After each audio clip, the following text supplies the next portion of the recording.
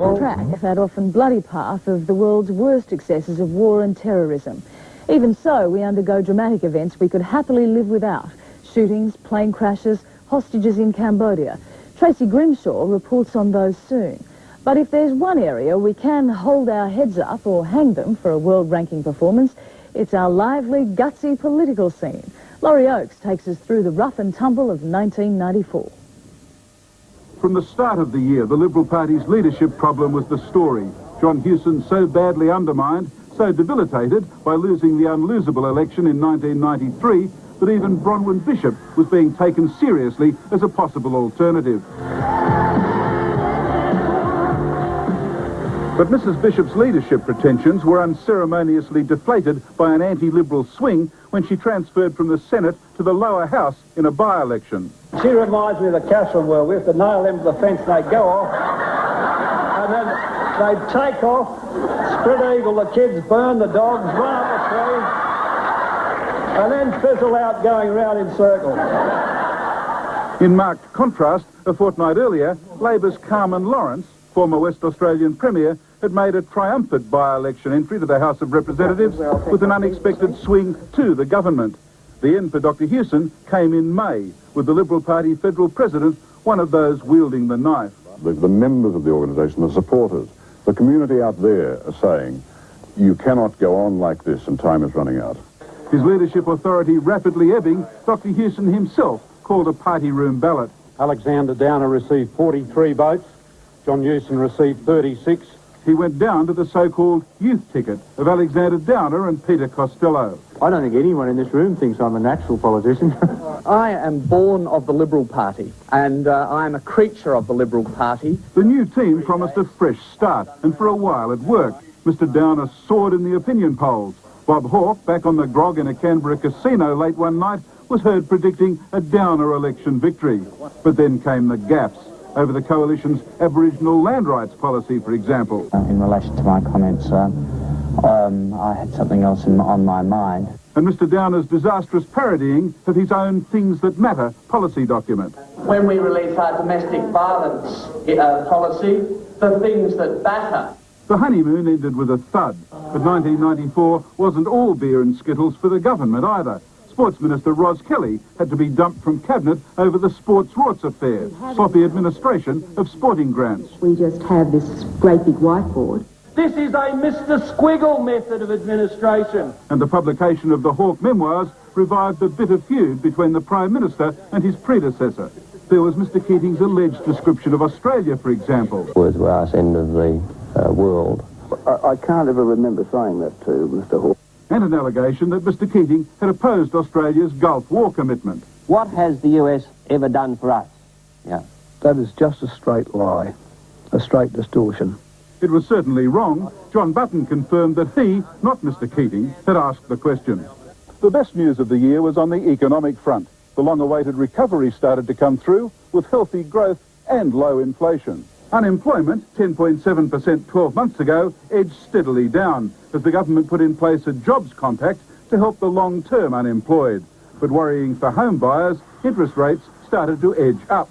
Some well-known faces disappeared from the political scene. As the Liberal Party tried to celebrate the 50th anniversary of its formation, though, nothing pushed its troubles out of the headlines for long. John Hewson has been a member of the team, but he has not played the team game. He will not be continuing as part of my team. Mr. Downer, you will not heal the wounds of the Liberal Party by turning a knife. Divisions, leaks and unfavourable opinion polls continued to destabilise the Downer leadership. The situation made worse, not better, by ritual pledges of loyalty from potential rivals. Mr. Downer has my support. It was even news when there was no leadership challenge at the final Liberal Party meeting of the year. Well, you know, you've written enormous stories over the last few weeks about how on the 6th of December, I was going to disappear. The betting is he will do that early in 1995 if his opinion poll ratings and performance don't improve over the holiday break. You're dead, Newman. We're going to kill you. You're dead, Newman. The dark side of politics made its appearance in 1994. The shotgun death of New South Wales state Labor politician John Newman. Australia's first political assassination. It is a situation that is just so foreign to Australia. It does change the landscape of Australian politics. His grief-stricken fiancée, who witnessed the attack, attempted suicide. And despite one of the most intensive murder hunts ever mounted, his killers have not been caught. Also at large, the bomber responsible for attacking the National Crime Authority in Adelaide. Dominic Perry was charged, then freed 6 months later when the Crown case fell apart. The longest-running story of the year was Christopher Skase. From his Spanish hospital jail, he attempted to fight off extradition to Australia. Free of extradition and his wheelchair, Christopher Skase talks about his legal victory. It's just a great thrill, and it's a tremendous day. I was confident that in the end justice would be done. Another failed tycoon, Alan Bond, lashed out this year after suffering memory lapses, a diminishing IQ and depression. But still resilient, he's about to bounce back. Jail caught up with Perth banker businessman Laurie Connell, sentenced to 5 years for attempting to pervert the course of justice in a race-fixing scandal. But the biggest fish sent to prison was former West Australian Premier Brian Burke. 2 years for dipping into his travel expenses for the man once tipped a potential Prime Minister. In a separate case, his deputy, David Parker, was jailed for a year for stealing campaign funds. 1994's political resignations included former New South Wales Police Minister Terry Griffiths amid sexual harassment charges, South Australian Labor leader Lynn Arnold, and former Victorian Premier Joan Kirner. It was a year of aviation mishaps, a DC-3 ditching into Sydney's Botany Bay, the Ansett pilot who forgot the nose wheel on his jumbo, the 10-seater that landed in Perth when its nose wheel became stuck, and the stunt routine that went so tragically wrong.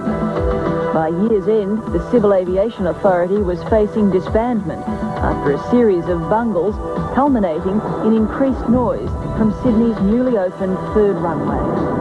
Australians Kelly Wilkinson and David Wilson paid the ultimate price this year for an overseas adventure. Kidnapped in Cambodia by Khmer Rouge rebels, both were murdered, while family, friends and government desperately sought their release. My sincere condolences to the family of David Wilson and to the other 2 young men who were murdered by the Khmer Rouge. Victorian police training came under the spotlight this year after 4 people were shot dead. In 10 years, Victorian officers have killed 30 suspects, more than all other states combined. Melbourne's first casino opened to an unexpected problem. So many children abandoned in its car parks by gambling parents, new laws were needed. Sydney's buses came under the microscope after tragic accidents in which children's feet became trapped indoors. 2 youngsters died before authorities acted. Despite a $400,000 package, no one could be found to run Sydney's Olympics, a job taken up reluctantly by Games chairman Gary Pemberton. A promise of free shares gripped New South Wales this year when insurance giant NRMA announced a share market float. But a rearguard action by rebel directors stopped the process in its final hours, and by year's end, the future remained unresolved.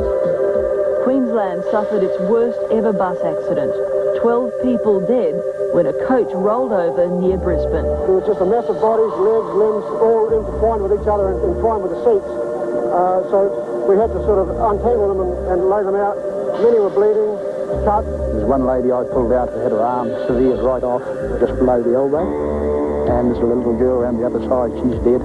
And I think I brought another lady out, and she'd die too. She was very, very sick.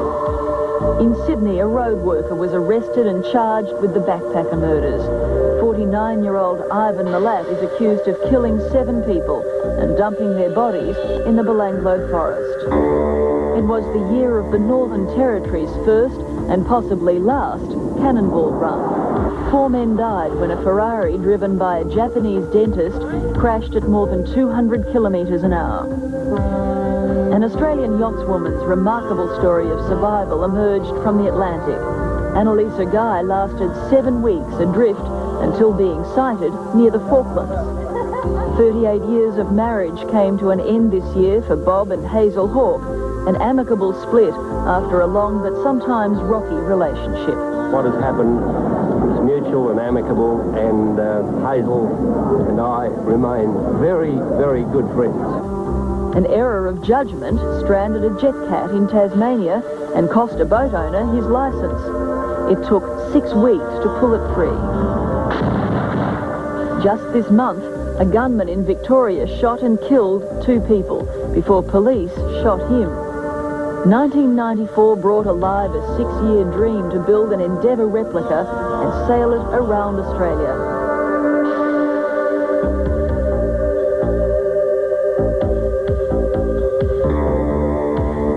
It also saw the recreation of a 75-year-old Aviation Odyssey in a Vickers Vimy biplane. And it was the year when man came to the aid of a whale trapped in a New South Wales river. After 100 days and numerous false starts, the rare tropical whale found its freedom.